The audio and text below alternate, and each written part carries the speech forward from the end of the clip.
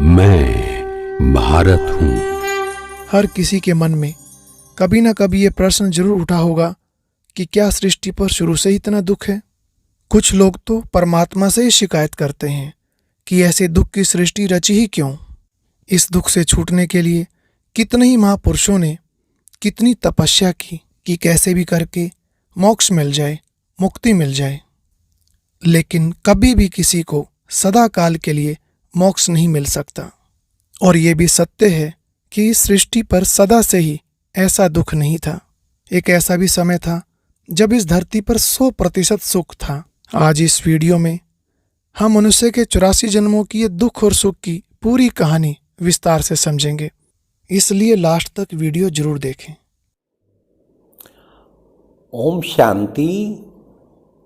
भारत जिसकी हमने इतनी महिमा सुनी, और वो भारत सोने की चिड़िया था, देवी देवताओं की भूमि थी, देवभूमि थी। इस बात का प्रमाण आज पूरे भारतवर्ष में ईस्ट वेस्ट नॉर्थ साउथ सब तरफ देवी देवताओं की पूजा होती है। देवी देवताओं के मंदिर बनाए होते हैं, कतारें लगी होती हैं, लंबी लंबी लाइनें लगी होती हैं, उनको देखते रहें, निहारते रहें। आज भी भारत के लोग, अधिकतर भारतीय, वो कोशिश करते हैं अपने बच्चों के नामकरण नाम में उनके नाम जैसा रखने की। रामचंद्र नाम, कृष्ण नाम, देवी नाम, लक्ष्मी नाम, सीता नाम, ये सब कॉमन। ऐसा नहीं कि वो हुए नहीं हैं, इतनी जिनकी लोकप्रियता है, हुए तो अवश्य हैं, लेकिन उनका हमें इतिहास नहीं पता। पता भी कैसे हो? क्योंकि इतिहास हमारा सारा नालंदा यूनिवर्सिटी में कितना बड़ा इतिहास था, हजारों किताबें जला दी गई थी। लेकिन स्वर्णिम काल सतयुग दुनिया हमारी थी, जिसे ही भारत सोने की चिड़िया कहते हैं। मैं 16 वर्ष की आयु में बचपन से ही धार्मिक संस्कार थे और श्रीमद् भगवत गीता का बचपन से ही अध्ययन किया। श्री गुरु ग्रंथ साहिब का भी मैंने अच्छी तरह अध्ययन किया। रोजाना जपजी साहिब, रहरास साहिब पढ़ना। और इस अल्पायु में मुझे इच्छा थी, कहाँ मिलेंगे भगवान, कहाँ मिलेंगे, कौन है देवी देवता। इनकी रोज आरती उतारते थे। तो अचानक जब मैंने अभी 11th में एडमिशन ही लिया था, करनाल में, न्यू प्रेम नगर में, डॉक्टर नेबराज जी के घर में एक ब्रह्मा कुमारीज की गीता पाठशाला थी। और वहाँ पर जैसे ही मैं पहुँचा, वहाँ एक बहुत ही सुंदर सीढ़ी का चित्र था।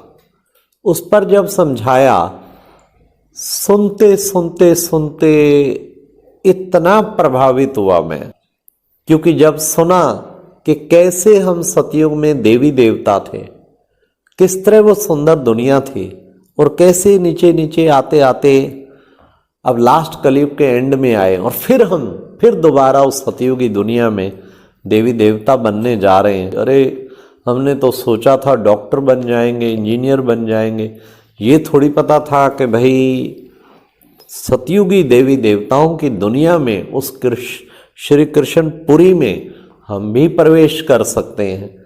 ये उस चित्र को देखते ही मुझे परमात्मा अनुकंपा से इतना सुंदर अनुभव हुआ। सबसे पहले तो जब ये बात बताई गई, क्योंकि मैंने आध्यात्मिक अध्ययन भी किया गया था कि तुम शरीर नहीं, एक आत्मा हो, तुम इस शरीर से अलग हो, एक अति सूक्ष्म ज्योति बिंदु। आप विश्वास करेंगे कि मुझे एकदम आत्मा का अनुभव हो गया, और मुझे श्रीमद् भगवत गीता का वो श्लोक याद आ गया, अजो नित्य शाश्वतो अयम पुराणो न हन्यते हन्य माने शरीरे। शरीर मरता है, आत्मा नहीं मरती है। नैनम छिन्दन्ति शास्त्राणि, जिसको शस्त्र काट नहीं सकते। नैनम दहती पाव का, जिसको आग जला नहीं सकती। न क्लिंदन चापो, जिसको पानी गला नहीं सकता। न शोष्यति मारुता, जिसको हवा सुखा नहीं सकती।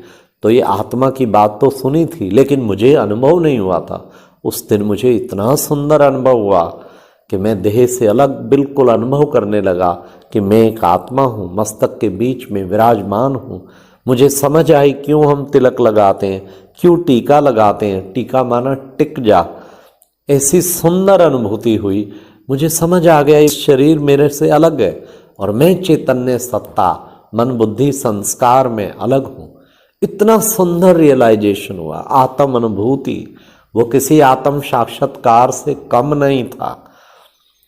तत्पश्चात जब ये सीढ़ी का चित्र दिखाया गया और ये बताया गया कि आगे ऐसी दुनिया आ रही है, सतयुगी दुनिया में लक्ष्मी नारायण का राज होगा, सभी देवी देवता होंगे, मुझे लगा इससे बड़ी क्या उपलब्धि है। जिनको हम भगवान समझ के खूब पूजते थे, आज हम स्वयं वैसा बन जाएं, इससे बड़ी क्या उपलब्धि है। सतयुगी दुनिया, मुझे उसके बारे शक बिल्कुल नहीं था, क्योंकि इतने देवी देवताओं की पूरे भारतवर्ष में लोकप्रियता, लेकिन हम उन्हें भूल चुके हैं और हमारे पास उनका सही इतिहास नहीं है। तो सतयुगी दुनिया 16 कला संपूर्ण, संपूर्ण निर्विकारी, सर्वगुण संपन्न देवी देवता, आखिर क्या कारण कि आज भी उनकी आराधना करते हुए ऐसा लगता है कि जैसे हमारी अपवित्रता नष्ट हो गई हो। तो वो कितने पवित्र होंगे जिनके सामने हम हमेशा बोलते हैं विषय विकार मिटाओ पाप हरो देवा। अरे विषय विकार उनके मिटे हुए थे, तभी तो उनसे हम रिक्वेस्ट करते हैं कि हमारे भी मिटाओ, आपके तो मिटे हुए थे। तो वास्तव में इसका क्या क्या अर्थ है कि वह पूर्ण पवित्र, पूर्ण शुद्ध वो थे, सर्वगुण संपन्न थे, संपूर्ण निर्विकारी थे। ऐसी शुद्ध देवी देवताओं की दुनिया थी, किसी प्रकार के विकार का अंश ही नहीं था। ऐसी वो सतयुगी दुनिया 150 वर्ष आयु थी। क्या कारण उसे मोर मुकुटधारी कहते हैं श्री कृष्ण को? क्योंकि मोर पवित्रता की निशानी है, वो प्योरिटी का सिंबल है। सतयुग में भी योग बल से उत्पत्ति होती थी और मोर की भी बिना भोग विलास के योग से उत्पत्ति होती है, इसलिए मोर मुकुटधारी कहते हैं। क्या कारण उसे माखन चोर कहते थे? क्योंकि उसने जरूर कभी ज्ञान का मक्खन, दूसरे की विशेषताओं का मक्खन चुराया, दूसरे के गुणों का मक्खन चुराया। क्या कारण उसे मटकी फोड़ कहते थे? मटकी फोड़ माना ये देह अभिमान की मटकी, इन विकारों की मटकी ये फोड़ी। ऐसी सुंदर दुनिया का वो विश्व महाराजा, विश्व महारानी लक्ष्मी नारायण जो पहले राधा कृष्ण थे, ऐसी सुंदर कंचन काया, कंचन आत्मा, विकार कोई था ही नहीं। कितना प्यार से रास मंडल, कितना प्यार स्नेह से वो आपस में इतने स्नेह प्यार से रहते थे। पक्षी भी, जानवर भी, पशु पक्षी प्रकृति सारे सतो प्रधान थे। तो वो सतो प्रधान दुनिया इस धरा पर थी।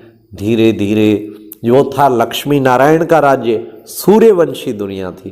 धीरे धीरे धीरे चंद्रवंशी, हर घर पुराना भी होता है धीरे धीरे, लेकिन थोड़ी डिग्री कम हुई। वो गोल्डन एज और फिर आ गई सिल्वर एज, त्रेता युग। उसमें भी 90%, 80-90% प्योरिटी की स्टेज, हाई स्टेज थी। श्री राम श्री सीता त्रेता युगी उनका राज्य था, वहाँ भी पूर्ण पवित्रता थी, किसी प्रकार की कोई विकार नहीं थे। ये आधा कल्प जिसे ब्रह्मा का दिन कहते, सतयुग त्रेता इतना सुंदर था। स्वर्ग जिसे कहते हैं, ये स्वर्ग धरती पर था, ना कि कोई आसमान पे स्वर्ग।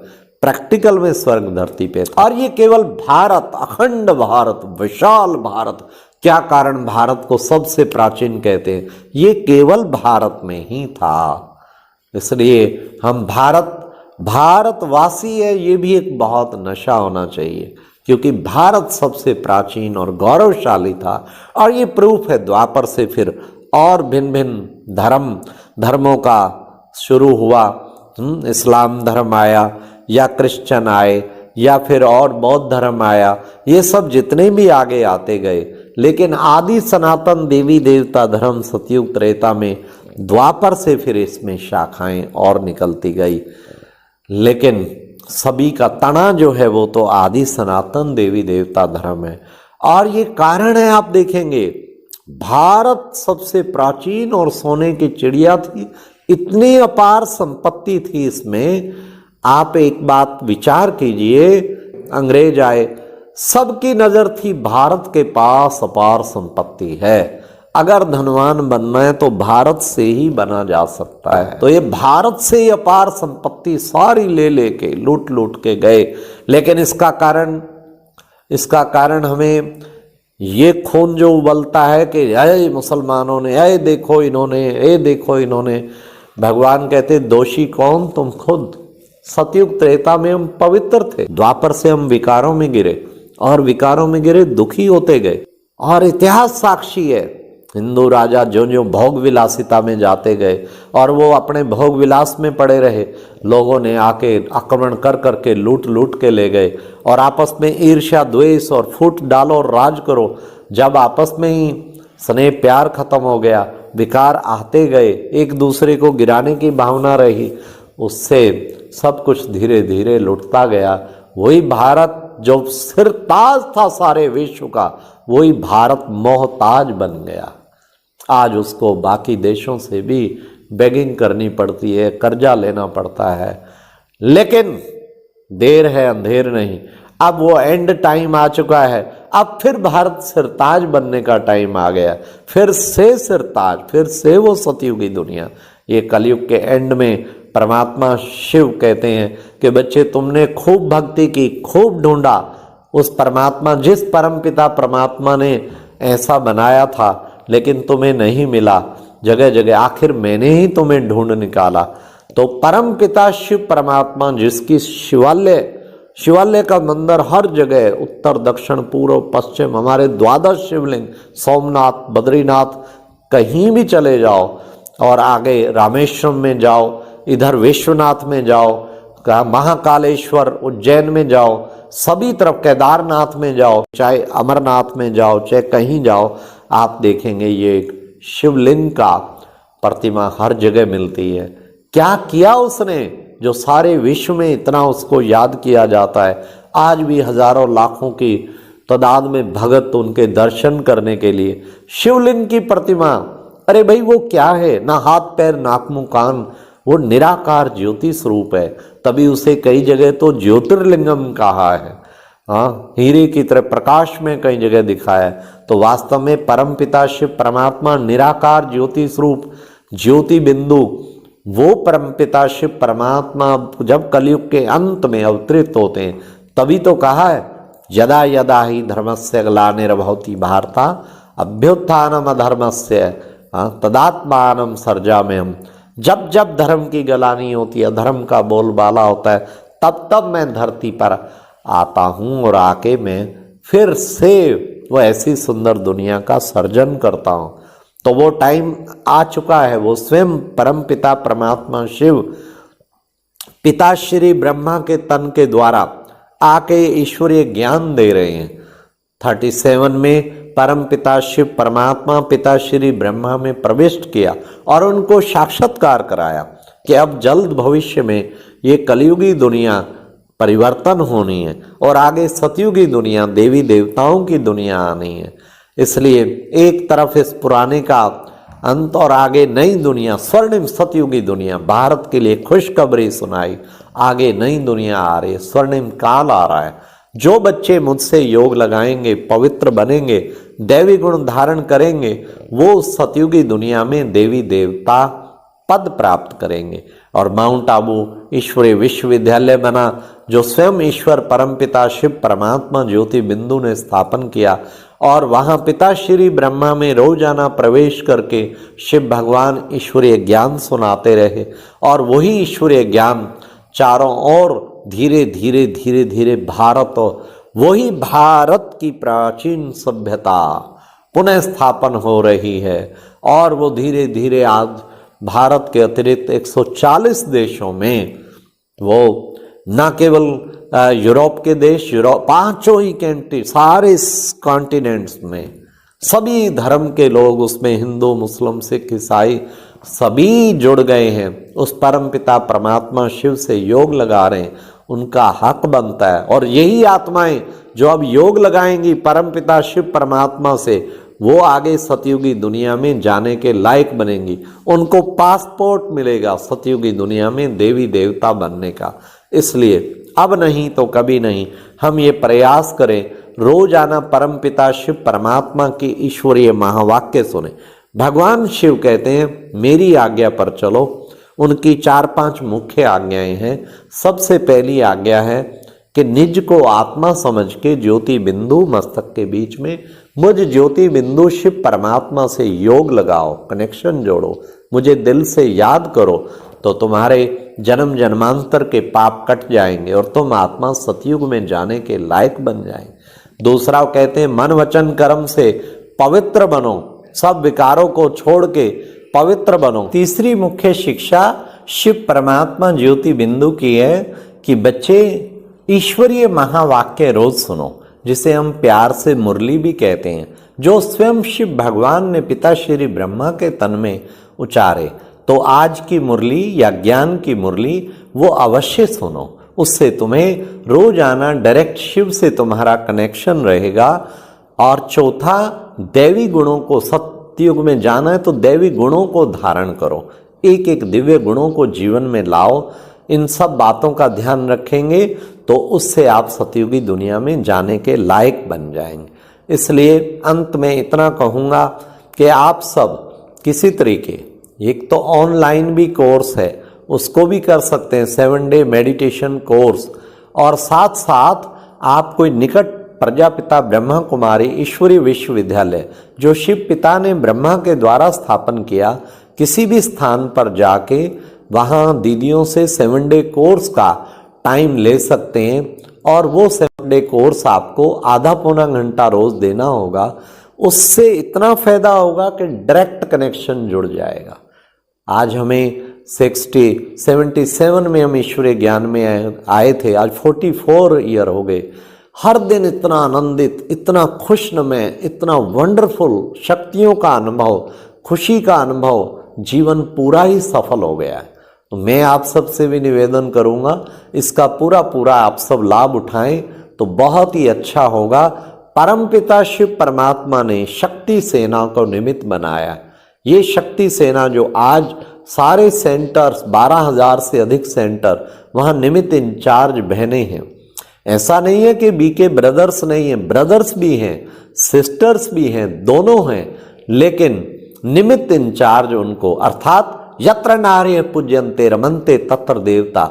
जब हम सम्मान देते हैं नारी शक्ति को तो अवश्य ही वो संस्था, वो कार्य, वो बहुत ही ज़्यादा सफल होता है। तो यहाँ का एक ये भी नियम है, निमित्त बहनों को, फीमेल को, उन सब को दिल से सम्मान दो तो आप पूजने योग्य बन जाएंगे। अच्छा, और अब हमारी दूसरी वीडियो देखने के लिए स्क्रीन पर दिए गए बॉक्स पर क्लिक करें।